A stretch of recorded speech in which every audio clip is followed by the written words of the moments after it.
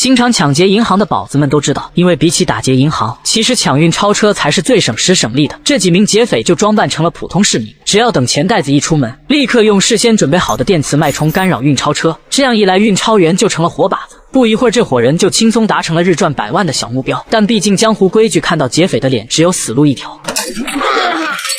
這已經是他們全國巡迴打劫的第8輛運鈔車了，死在他們手裡的運鈔員也有10幾個，如今竟然搶到了洛杉磯的地界上，你們是真拿反恐特警組不當外人啊！很快，第20小組就通過線人查到了專門為劫匪洗錢的小額貸款公司，只要搶來的鈔票經過他們倒機手，警方就难以通過冠字號追查了。可惜男人還沒來得及銷毀證據，就已經被抓了個現行。燒錢已經是聯邦重罪，如果再加上洗錢，這小子真夠判個10來年了。所以他很痛快的就交代出了上家，但沒想到这位上家只是個跑腿的，他和劫匪之間只是通過一次性電話聯繫。那夥劫匪謹慎得很，不然也不可能作案那麼多次都沒有被抓到。據男人所說，劫匪不是一般的專業，他們通常監視運鈔車好幾個月才會出手，甚至精確到運鈔車每1分鐘會出現在哪個地方，而且每次搶劫，劫匪都是提前1分鐘才到場，能做到這種程度，絕逼是在運鈔車上裝了追蹤器。可警方先前檢查過車輛，並沒有發現追蹤器。這時候經驗老道的洪都就有發言權了，因為他之前就遇到過把追蹤器安裝在發動機中的。第20小組順藤摸瓜找到了運鈔車的定點修理廠，那輛被搶的運鈔車就是這小子修的。說真的，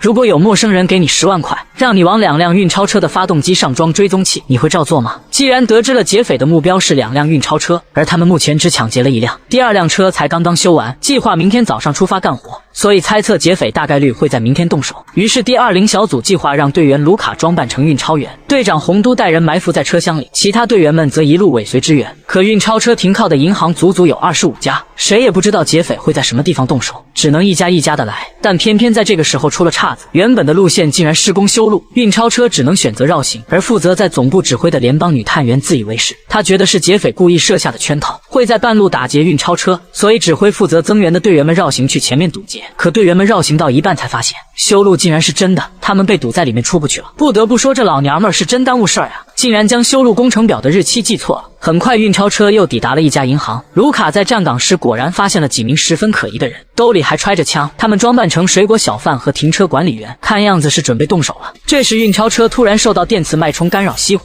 而運鈔員已經取完錢準備離開，增援還沒有趕到。司機為了提醒手提錢袋的同事冒險下了車，這小子居然沒有按原計劃來，導致驚動了劫匪。